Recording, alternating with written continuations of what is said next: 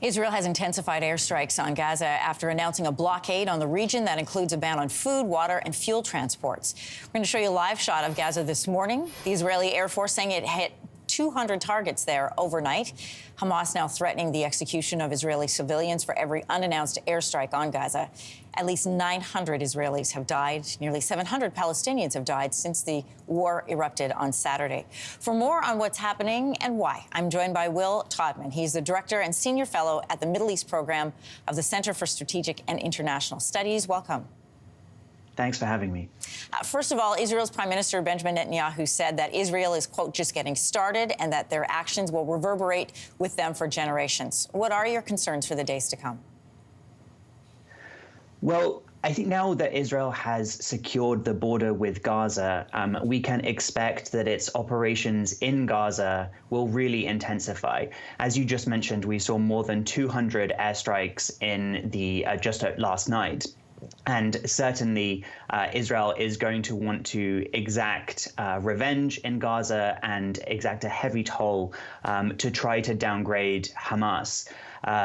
Prime Minister Benjamin Netanyahu has discussed the idea of a full ground assault into Gaza, which would likely result in very high casualties. This is one of the most densely populated areas on Earth. And although Israel says that it tries to minimize civilian casualties, we see time and time again that civilians are inevitably caught up in this and that the casualties are very high. Yeah, and reports this morning saying that both residential areas, hospitals, and some other UN-protected buildings have also been hit in those strikes overnight. There are hundreds dead on both sides of this conflict. Gaza is being choked off of fuel, food, water, electricity. How long can this go on for?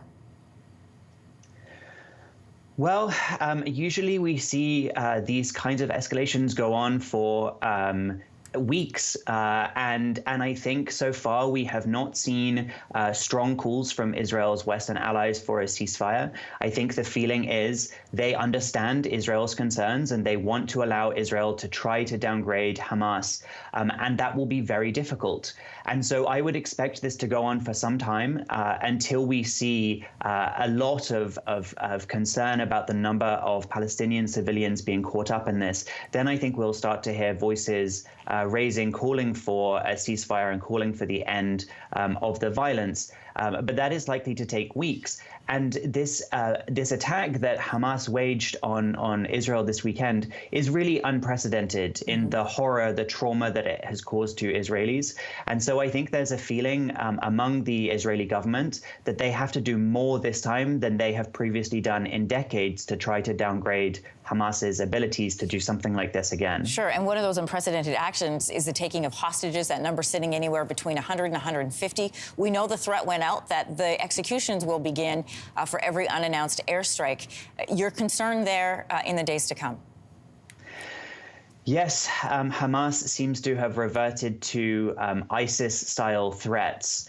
And I think if they follow through with these threats to execute hostages on video, then I think that might slightly change the situation among Israel. At the moment, I think there is a lot of unity among Israelis that support the offensive to have retribution on Hamas. But that could change if we see these videos. Of course, there's also the danger that others could get involved as well. Right. Hezbollah from the north and Lebanon has threatened that they will get engaged if Israel does launch a full ground assault on Gaza. Will Todman, thank you. Thank you. Hey, thanks for watching. If you liked this, be sure to subscribe here, or you can check out more Your Morning videos right here.